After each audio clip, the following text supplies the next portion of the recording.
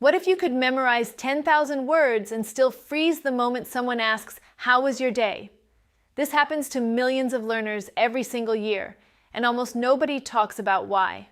Vocabulary lives in a different part of the brain than speech. Knowing a word means you can recognize it on a flashcard, in a textbook, in a quiet room with unlimited time to think.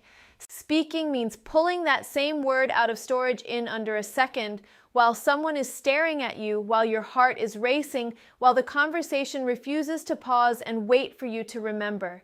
That gap between recognition and retrieval is the real wall, not the size of your word list. Learners often assume the solution is more words, so they keep adding, keep highlighting, keep collecting vocabulary like trophies, but the trophy shelf gets fuller while the mouth stays just as slow. The brain needs repetition under pressure, not repetition under comfort. A word repeated calmly 100 times in an app is not the same as a word used once in a nervous, real conversation. That single real use rewires the brain faster than the 100 calm repetitions combined. This is why some people with modest vocabularies speak with total ease, while others with impressive vocabularies stay stuck, silent, translating in their heads, always one beat behind the conversation that has already moved on without them. Speed beats size. What if fluency was never about how much you know, but about how fast you can use the little you already have? Picture two learners. One has memorized 3,000 words but needs 4 full seconds to produce a sentence. The other knows only 800 words but produces them instantly, without hesitation, without translating first. In a real conversation, the second person sounds more fluent, gets invited back to more conversations, builds more confidence, and ends up learning faster overall. Speed is not a bonus skill layered on top of vocabulary. It is the actual definition most native listeners use when they judge whether someone is fluent. Nobody in daily life is silently counting your vocabulary size. They are noticing the pause before you answer, the flicker of hesitation, the moment your eyes drift up while you search your memory. That pause breaks connection faster than any grammar mistake ever could. And here is the uncomfortable part. Piling on more vocabulary while ignoring speed actually makes the pause worse, because now there are more words competing for the same narrow doorway of retrieval. It becomes a crowded room with one exit.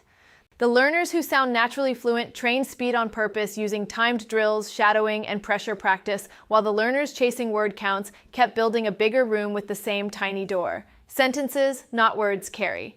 Meaning. What if the entire habit of learning language word by word was quietly working against you the whole time? Real speech is not built from single words stacked next to each other. It is built from chunks, patterns, and phrases that arrive as one piece. Native speakers do not construct "I would like to know if" from 5 separate vocabulary decisions. They retrieve it as a single ready-made unit, the same way you don't spell out each letter of your own name. Learners who memorize isolated words end up doing expensive mental construction work in real time, choosing grammar, choosing order, choosing tense, all while someone waits for an answer. Learners who memorize whole phrases skip that construction entirely because the phrase already arrives assembled. This explains a strange pattern many people notice but never question. Some learners with smaller vocabularies communicate smoothly because every word they know is glued into a phrase they can fire off instantly, while learners with huge vocabularies stutter because every sentence has to be built from scratch, like assembling furniture without instructions, every single time they open their mouth. Switching focus from collecting words to collecting phrases changes the entire trajectory of learning, because it stops treating language like a spelling test and starts treating it like the pattern recognition system it actually is inside a real working brain. The ear gets left behind. What if your mouth is not the problem at all, and the real bottleneck is sitting quietly inside your ear? Vocabulary study trains recognition on a page, in silence, at your own pace, with punctuation and spacing to guide you. Real speech has none of that. It arrives fast, blurred, connected, with words melting into each other, accents shifting the sounds, and background noise stealing half the signal. A learner can know a word perfectly in writing and still fail to recognize that exact same word spoken naturally at normal speed, because the spoken version barely resembles the clean textbook version anymore. This is why so many learners report the same frustrating experience. They understand everything in subtitles, everything in textbooks, everything in slow app audio, and then freeze completely the moment a real native speaker starts talking casually. The vocabulary was never missing, the trained ear was. And a trained ear only develops through exposure to messy, fast, unfiltered speech, not through more flashcards. Skipping this step creates learners who are excellent readers and terrible listeners, wearing a mask of fluency that shatters the instant a real conversation starts. Fixing this requires deliberately choosing content slightly above comfort level, without subtitles, without pausing every 10 seconds until the brain adjusts to real-world speed instead of textbook speed.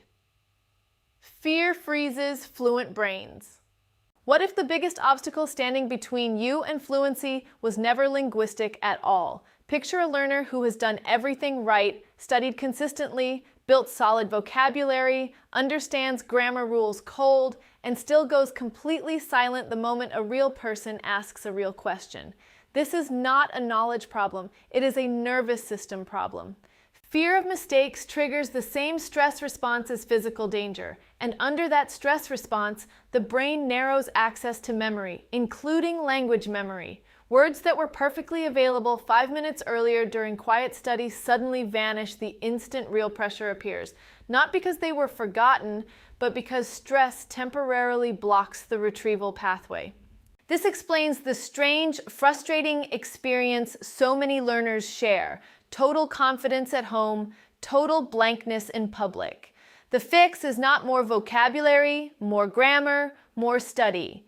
The fix is deliberately practicing under mild pressure until the nervous system stops treating conversation like a threat. Every learner who eventually became visibly fluent had to pass through dozens, sometimes hundreds, of uncomfortable, imperfect, embarrassing conversations first.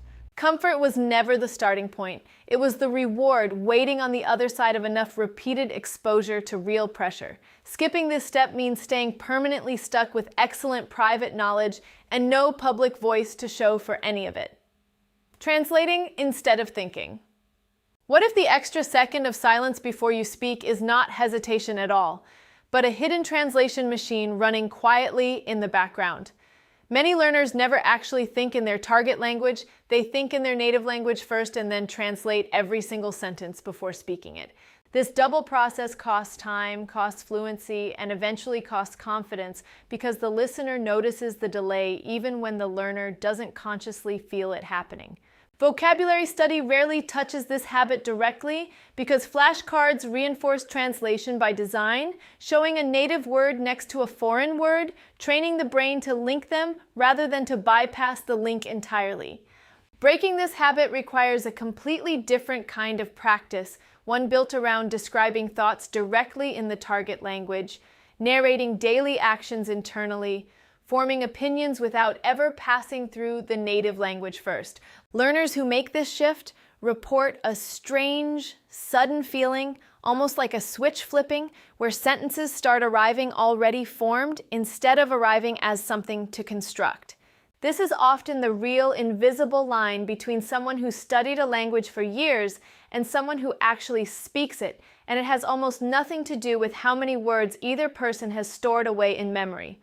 What if I told you that the person sitting next to you right now, with half your vocabulary, speaks twice as fluently as you do, and it has nothing to do with talent, luck, or how many hours you've spent memorizing word lists? What if the 3,000 words sitting in your notebook right now are not the reason you struggle to speak, but the reason you feel safe avoiding real conversations?